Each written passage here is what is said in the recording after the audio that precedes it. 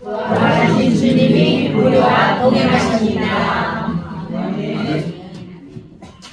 예수님은 부활하신 후 승천하시기까지 40일 동안 짧은 기간을 세상에 계시면서 제자들을 만나시고 또 제자들 가운데 평강이 있으라 이렇게 평화를 선포하셨습니다.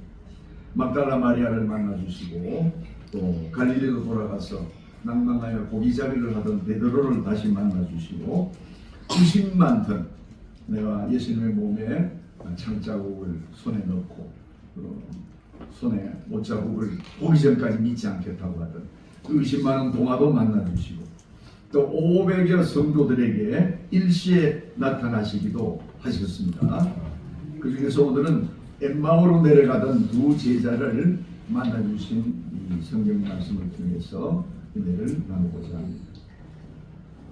예수님이 부활하신 날 제자 두 명이 예루살렘에서 25리 정도 떨어진 엠마오라는 곳으로 가고 있었습니다. 한 명은 글로바라고 나와 있죠. 글로바는 전승에 의하면 예수님의 육신의 아버지 되는 요셉의 형제로 이렇게 알려져 있습니다. 다른 한 명은 알려지지 않았는데 학자들은 다양하게 추측을 합니다. 무명의 제자들 중에 한 명이었을 것이다. 또 어떤 분은 글로바의 아내였을 것이다. 이렇게 보기도 합니다. 글로바의 아내 마리아는 예수님이 십자가에 달릴 때 예수님의 어머니였던 마리아, 또 이모, 그리고 막달라 마리아와 함께 그 옆에 서 있던 여인으로 요한복음에 기록이 되어 있습니다.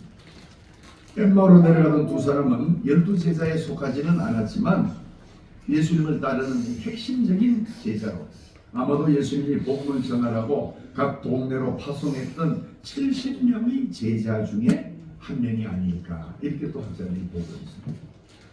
두 사람은 그간 일어난 일을 서로 얘기하면서 엠마오로 내려가고 있었습니다. 예수님의 시신이 없어지고 무덤이 비어있다는 것만 해도 충격적인데 여인들이 새벽에 무덤에 갔다가 천사들로부터 예수님이 부활했다고 하는 소식을 들었으니까 더욱 깜짝 놀랄 일이었어요. 그런데 이 신비를 풀기도 전에 이들이 예루살렘 현장을 떠나서 엠마오로 내려간 것은 특별한 이유가 있었을 것이다. 이렇게 볼 수 있습니다. 6월절에 예루살렘에 몰려든 사람들을 피해서 남은 절기 동안 6월절이 7일 또는 8일간 이렇게 진행이 됩니다. 그 남은 기간 동안에 엠마오로 가서 머물려고 했는지 혹은 예수님의 부활 소식에 대해서 뭔가 미심쩍은 것이 있고 앞으로 어떻게 해야 될지 잘 몰라서 잠시 제자들의 그 핵심적인 공동체를 떠났는지 알 수 없는 거죠. 오늘 본문을 통해서 우리에게 주시는 주님의 교훈을 몇 가지 살펴보려고 합니다. 첫째는 힘들고 어려울 때 공동체를 떠나는 것은 잘못된 선택임을 많이 주고 있습니다. 때로 우리가 여러 가지 사유로 교회 공동체를 떠날 때가 있죠. 교회보다 더 즐거운 것이 눈에 띄어서 세상을 향해 달려갈 수가 있습니다. 거기 모임이 있으니까 자꾸 빠질 수가 있죠. 또 공동체 구성원들과 관계가 소원해졌어요. 같이 잘 지내던 권사님, 집사님이었는데 어느 날 관계가 틀어져서 교회 나오지 말아요. 이렇게 하는 수도 있습니다. 또 교회 지도자들에게 대해서 실망해서 나오지 않을 수도 있죠. 목사님이 설교가 마음에 안 든다. 또는 교회 중직자들의 태도가 마음에 안 든다. 이렇게 볼 수 있죠. 그 다음에 믿음이 약해져서 이렇게 교회를 나오지 않고 신앙에서 멀어지는 경우가 있습니다. 그래서 교회를 떠납니다. 교회를 떠나는 기간도 다양하지요. 어떤 분은 임종 직전에야 주님께 돌아옵니다. 이런 예화를 우리가 수없이 듣죠. 실제로 그런 일들이 많이 일어납니다. 세상을 떠나기 바로 직전까지 교회를 다니지 않고 버티고 그 전에 주님께 나아가겠다 이렇게 나가서 돌아오는 분이 있습니다. 어떤 분은 수십 년의 세월이 흐른 후에 돌아옵니다. 또 어떤 분은 어릴 때 유아 세례를 받았는데 청년이 돼서야 돌아옵니다. 주님은 우리가 믿음의 길에서 떠나는 것을 그대로 두지 않습니다. 우리를 찾아오십니다. 그래서 믿음을 다시 일깨워 주시고 말씀을 깨닫게 하시고 주님을 바라보게 하시고 다시 주님 앞으로 나와서 은혜를 받게 하십니다. 그러나 이런 부르심을 끝까지 외면하고 돌아오지 않는 사람도 있습니다. 주님은 엠마오로 내려가는 두 사람에게 나타나셔서 이들을 다시 교회 공동체로 돌아오게 하셨습니다. 함께 기도하고 함께 찬양하고 함께 신앙생활하고 함께 헌신하고 함께 봉사하고 함께 교제할 때 믿음이 더 큰 힘을 얻게 됩니다. 성경은 그래서 말합니다. 삼겹줄은 쉽게 끊어지지 않는다. 그렇죠? 한 줄, 두 줄은 끊어지기 쉽습니다. 그러나 삼겹줄은 끊어지기 어렵습니다. 같이 있어야 합니다. 홀로 있으면 믿음의 불이 점점 사그라들어서 믿음이 힘을 잃게 됩니다. 오늘 본문이 가르치는 두 번째 교훈은 주님이 우리와 함께 하신다는 것입니다. 주님은 자기를 찾고 구하는 자에게 자신을 보여주십니다. 주님을 찾는 자는 주님을 만나게 됩니다. 15절 그들이 서로 이야기하며 문의할 때에 예수께서 가까이 이르러 그들과 동행하시나. 두 사람은 예수님과 관련하여 일어난 일을 서로 이야기하면서 엠마오로 가고 있었습니다. 주님은 믿는 자들이 주님과 관련한 이야기를 할 때 귀를 기울여 주시고 진리를 가르쳐 주시고 그렇게 하기 위해서 가까이 오셔서 동행해 주십니다. 세상 얘기를 하는데 정치 얘기를 하는데 주님이 가까이 오지 않습니다. 믿음과 관련한 얘기를 할 때 주님이 그 자리에 함께 하시는 거예요. 그러므로 모일 때마다 믿음과 교회에 관련된 일, 주님이 기뻐하시는 일, 선한 일을 서로 얘기 나누시기 바랍니다. 그곳에 주님이 우리와 가까이 동행하셔 나타나십니다. 그런데 두 사람은 곁에 예수님이 계셨지만 그 사실을 깨닫지 못했어요. 16절 그들의 눈이 가리워져서 그인 줄 알아보지 못하더니. 보라신 주님은 그들을 알고 있지만 그들은 주님을 알아보지 못했습니다. 그래서 주님은 이들에게 자정하게 친절하게 대화의 자리로 인도하십니다. 너희가 길 가면서 서로 주고받고 하는 이야기가 무엇이냐 이렇게 17절에 묻습니다. 제자들은 예수 그리스도가 죽음에서 부활한 사실을 알지 못했기에 슬픔과 낭망에 빠져 있었습니다.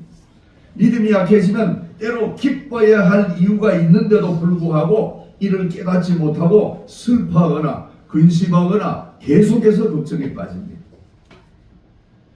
연약한 믿음으로 인해서 주님이 예비하신 축복과 위로를 보지 못하기 때문에 그런 일이 일어났습니다. 주님의 위로와 축복을 깨닫지 못하면 그런 일이 일어나는 거예요. 주님이 축복을 예비하고 계신데 이걸 깨닫지 못해요. 주님은 제자들의 슬픔과 걱정을 하시고 그들의 근심에 함께 하셔서 이를 해결해 주시려고 합니다. 주님은 언제나 임마누엘로 우리와 함께 하시는 분임을 믿으시기 바랍니다. 또한 우리는 주님이 우리와 함께 하신 것처럼 우리의 믿음의 형제들이 슬픔과 걱정에 빠져 있을 때도 우리가 위로와 조언을 해 주어야 합니다. 그래서 로마서 12장 15절은 말합니다. 즐거워하는 자들과 함께 즐거워하고 우는 자들과 함께 우리라. 또 우리가 위로와 조언을 할 때에는 말이나 행동에 있어서 누구든지 정중하게 해야 됩니다. 때로 가정이나 교회에 다툼이 일어나는 것은 말로부터 시작합니다. 다정하고 상대를 존중하는 한마디 말이 중요합니다. 그런 자리에 주님이 함께 하십니다. 빈정대거나 조롱하거나 상대를 깎아내리는 듯한 그런 말은 하나님이 기뻐하지 않습니다. 그곳에 주님이 함께하지 않는 거예요. 셋째로 부활하신 예수 그리스도에 대해서 올바른 지식이 있어야 됨을 오늘 말씀은 우리에게 교훈합니다. 19절입니다. 이르시되 무슨 일이냐? 주님은 그리스도에게 일어난 일을 그들이 어떻게 생각하는지 물어보시는 거예요. 우리의 신앙을 점검하시는 거예요. 그러고가 대답하지요. 이르되 나사렛 예수의 이르니 그는 하나님과 모든 백성 앞에서 말과 일에 능하신 선지자. 그러고는 예수님과 그의 죽음과 순환에 대한 일로 머리에 가득 차 있는 거예요. 그러면서 이 그로마는 이 낯선 사람에게 예수님에 대해서 자세히 알려주려고 합니다. 우리도 십자가에 달리신 예수 그리스도에 대해서 내가 가지고 있는 간증, 내가 알고 있는 말을 다른 사람에게 알려주어야 합니다. 나만 알고 있지 말고 우리가 다른 사람에게 그리스도에 대해서 증거해야 됩니다. 그것이 주님이 우리에게 주신 사명인 줄 믿습니다. 아멘. 두 제자가 골몰하고 있는 일은 세상이 아니고 나사렛 예수에 관한 일이었습니다. 그들은 예수님에게 일어난 십자가 고난과 죽음과 이 기이한 부활 사건에 대해서 말하고 있습니다. 그러나 두 제자가 알고 있는 이 그리스도의 사건에 대한 내용이 정확치 않았어요. 그들은 예수님이 선지자로 그 가르침과 베푸신 자비와 병을 고친 기억이 놀랍고 말씀과 일에 능하신 그런 분임을 알았습니다. 그래서 이 사람이야말로 이스라엘을 구속할 자라고 말했지만 대제사장들과 관원들이 예수님을 로마에 넘겨주어 사형 선고를 받게 하고 십자가에 못 박았으면서 그래서 이로써 자신들이 가지고 있던 기대가 물거품처럼 사라져버렸다 이렇게 말하고 있는 거예요. 일부는 맞고 일부는 틀리는 거죠. 또한 그가 사흘 전에 십자가에 못 박혀 죽었는데 우리 중에 어떤 여인들이 새벽에 무덤에 갔다가 예수님의 시체가 없어진 걸 발견하고는 그가 살아나셨다고 전해줬는데 그들이 환상을 본 것이지 사실이 아니라고 결론을 내린 거예요. 그래서 모든 상황을 종합해 볼 때 예수님이 살아났다고 하는 확실한 증거를 찾지 못했고 따라서 그를 기다릴 이유도 없고 우리의 기대는 그의 십자가와 함께 무덤 속으로 묻혀버리고 말았다 이렇게 말하고 있는 거예요. 이 말을 들은 예수님은 이 제자들을 향해서 성경의 예언을 더디 믿는 미련한 자들이라고 말씀하십니다. 제자들은 성경의 말씀을 깊이 깨닫지 못하고 있습니다. 성경은 메시아가 고난을 받을 것을 기록하고 있어요. 또 예수님은 떠나시기 전에 고별 설교를 통해서 요한복음에 조금 있으면 세상은 나를 보지 못하나 너희는 나를 보리라 이렇게 말씀하셨고 너희를 고아와 같이 버려두지 않고 너희에게로 다시 오리라 이렇게 말씀했는데 이 말씀을 깨닫지 못하고 있습니다. 또한 이들은 부활의 증인 막달라 마리아와 여인들이 주님이 살아나셨다고 전했는데도 이것을 의심하고 있는 거예요. 말씀을 신뢰하지 않고 또 그렇게 함으로써 말씀을 받아들일 때 누릴 수 있는 하늘의 위로를 받지 못하게 됨으로써 이들은 어리석은 자가 된 거예요. 그래서 예수님이 미련한 자들이라고 말씀을 하고 있습니다. 오늘날 또 하나님이 없다고 하는 사람들이 있습니다. 무신론자들이. 그리고 또 세상의 이치는 나는 모른다. 세상이 어떻게 되든지 나와 상관이 없다. 이렇게 보는 불가지론자들이 있습니다. 그리고 자유주의자들은 자기들 마음대로 생각합니다. 그리고 예수님을 믿는 신앙을 어리석게 여깁니다. 예수 그리스도를 믿는 믿음을 비과학적이고 맹신이라고 그렇게 생각합니다. 그러나 주님은 마음에 덜이 믿으며 믿음을 멀리하는 자야말로 미련하고 어리석은 자라고 말씀하고 있습니다. 주님은 당신이 순환을 당할 것이며 그가 받는 고난이 영광에 이르는 유일한 길임을 밝히고 있습니다. 26절에 보니까 그리스도가 이런 고난을 받고 자기 영광에 들어가야 할 것이 아닙니다. 이렇게 말씀했어요. 그러므로 예수님의 순환은 그가 메시아임을 부정하는 게 아니고 오히려 그 증거가 되는 거예요. 이는 마치 성도들이 겪는 고난이 그들이 하나님의 자녀임을 증거하는 것과 똑같습니다. 우리가 때때로 고난과 어려움을 겪지만 그를 통해서 주님께 다시 돌아오고 예수님을 믿는 신앙이 더욱 굳어지는 것과 같은 겁니다. 그래서 27절에 보면 예수님이 말씀하죠. 이에 모세와 모든 선지자의 글로 시작하여 모든 성경에 쓴 바 자기에 관한 것을 자세히 설명하십니다. 주님은 제자들에게 메시아에 대해서 자세히 풀이해 주십니다. 주님의 받은 고난이 그에 대해 기록한 예언의 말씀에 어긋나는 게 아니고 그 말씀을 성취하는 것이라는 것을 알려주셨어요. 주님은 자신에 대해서 어떻게 성경 말씀이 이루어졌는지를 보여주셨습니다. 그러므로 우리는 예수 그리스도에 대해서 바르게 알아야 됩니다. 잘못 알면은 잘못된 길로 빠지기 쉽습니다. 그래서 우리는 말씀을 공부해야 됩니다.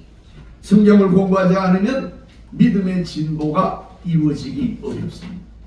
그렇죠? 이것은 성경을 공부하고 말씀을 공부하는 것은 우리의 노력이 필요한 겁니다. 그래서 우리가 성경을 읽고 성경 공부를 하고 또 성경 퀴즈도 풀고 하나님의 말씀을 듣고 이렇게 하는 것이 다 성경을 공부하는 겁니다. 주님을 신뢰하는 믿음은 생명의 말씀인 성경을 귀하게 여기는 데도 출발합니다. 이 말씀이 하나님의 말씀인 것을 믿는 데서부터 출발하는 거예요. 히브리서 4장 12절 우리가 잘 아는 말씀이죠. 하나님의 말씀은 살아있고 활력이 있어 좌우의 날선 어떤 것보다 예리하여 혼과 영과 및 권절과 골수를 찔러 쪼개기까지 하며 또 우리의 마음과 생각과 뜻을 감찰하신다. 이렇게 말씀하십니다. 네 번째로 우리에게 주시는 교훈은 주님과 함께 머물기를 기뻐하라는 말씀입니다. 엠마오에 가까이 이르자 제자들은 예수님인 줄 모르고 함께 묵어가자고 강권하였다. 그렇게 기록하고 있습니다. 이들은 주님을 대접하는 가운데 떡을 떼면서 부활하신 예수님인 걸 깨닫고 알게 됩니다. 28절 29절입니다. 그들이 가는 마을에 가까이 가며 예수는 더 가려하는 것 같이 하시니 그들이 강권하여 이르되 우리와 함께 유하사이다. 때가 저물어가고 날이 이미 기울었나이다 하니 주님의 말씀을 듣고 마음이 열린 제자들은 이제 주님을 초대합니다. 예수님은 제자들의 마음을 아시고 함께 머물기 위해서 들어가셨어요. 주님과 함께 거하고자 하는 자는 주님을 초청하고 주님을 끈질기게 함께 거하도록 요청해야 됩니다. 주님이 물론 스스로 찾지 않는 자에게도 당신의 섭리에 따라서 당신을 이렇게 보일 수 있고 찾아오시기도 합니다. 그러나 주님을 찾는 자는 분명히 주님이 만나 주신다. 우리는 주님을 찾아야 됩니다. 그러므로 주님이 우리에게서 내 삶에서 지금 나로부터 주님이 멀어지고 있다고 하는 것은 우리가 주님을 향해서 끈질기게 주님을 찾고 구하는 그 간구가 사라지고 있다는 것을 말하고 있습니다. 우리가 스스로 살펴보시기 바랍니다. 내가 주님으로부터 점점 멀어지고 있다고 하는 것, 주님이 나와 아무런 관계없는 것처럼 그렇게 느껴진다고 하는 것은 내가 주님을 함께 머물기를 원하는 그 간절한 요구가 나로부터 사라지고 있다는 것을 말합니다. 제자들은 주님께 함께 머무시기를 간절히 원했습니다. 주님과 함께 교제를 나누는 기쁨을 맛본 성도는 주님과 함께 있기를 바라는 것입니다. 그렇죠? 거룩한 주일날 세상에 나가 사는 것보다 다른 즐거운 일을 하는 것보다 내가 시간을 내서 주님께 나와 예배드리는 것을 내 마음속에 기뻐하게 되는 줄 믿습니다. 아멘. 제가 요새 책을 하나 읽고 있는데 산티아고라는 가는 그 길, 뭐 여러 가지 책이 많이 나와 있잖아요. 사람들은 산티아고라는 그 순례길을 많이 간다고 그래요. 우리나라에서도 2019년 현재 8천 몇백 명이 다녀왔다니까 지금은 뭐 만 몇천 명이 다녀왔을 가능성이 높고 아시아의 나라 중에는 우리나라 사람이 제일 많이 간대요. 산티아고라는 게 스페인 저 끝에 있는 그 동네 이름이잖아요. 도시 이름. 이거는 이제 세인트 성인이라는 뜻이고 이아고라는 것은 야고보를 말하는 거예요. 예수님의 12제자 중에 가장 먼저 순교한 사람이 야고보잖아요. 그래서 야고보를 붙여서 세인트 이아고, 그쪽 나라 말로는 이아고가 되는 모양이에요. 그래서 산티아고, 야고보, 제임스, 자크 이게 다 똑같은 말이에요. 전부 야고보를 얘기합니다. 근데 이 산티아고라는 길이 전 가보지는 않았지만은 굉장히 먼 길이에요. 길게는 800km짜리 미터도 있고 400km도 있고 한 보통 40일을 기준으로 가는데 어떤 사람은 2주간 가기도 하고 짧게 좀 짧은 길은 또 프랑스에서도 오고 포르투갈에서도 오고 뭐 다양한 길에서 많이 온다고 합니다.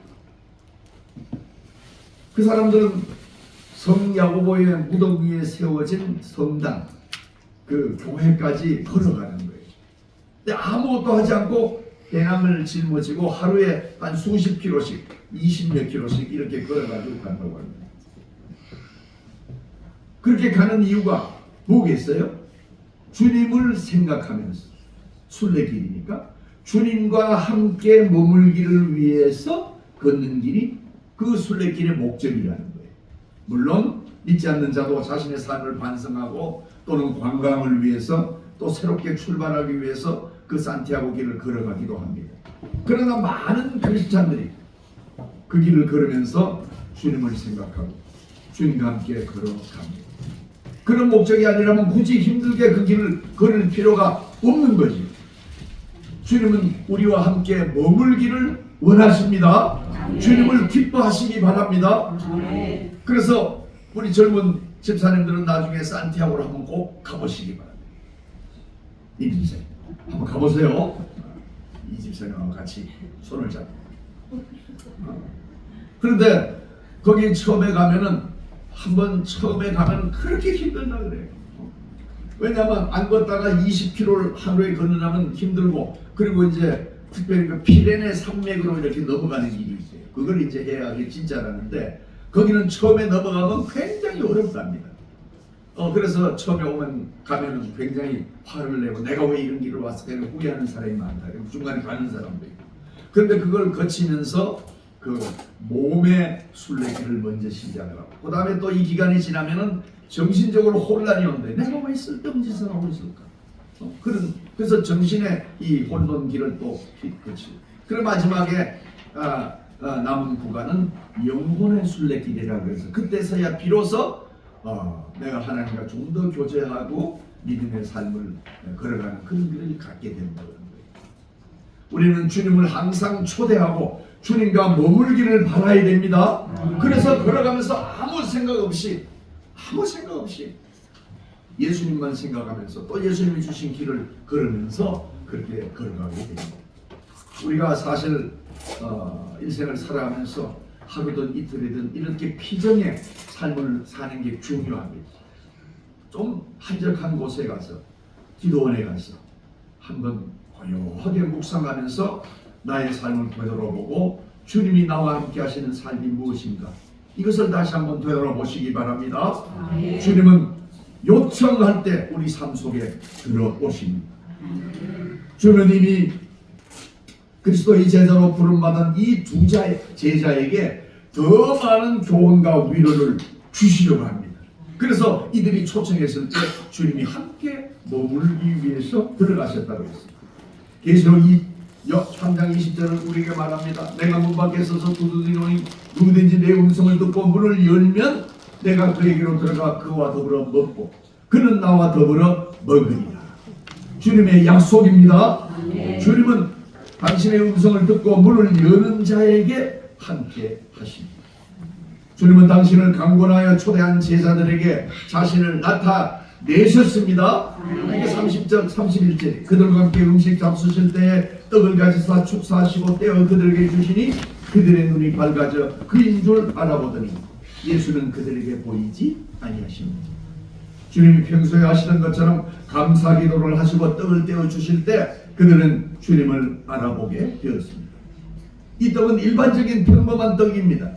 이것은 우리에게 무엇을 말씀합니까? 우리가 매일 먹는 양식에 대해서 주님께 감사하고 축복을 구하도록 가르치고 있는 거예요.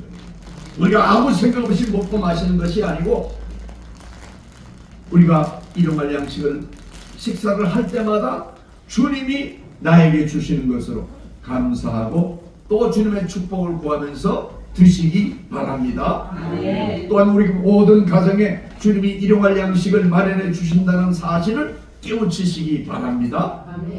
우리 가정에도 하나님께서 양식을 주시는 거예요. 오늘 우리에게 주시는 양식을 감사하심으로 드시기 바랍니다.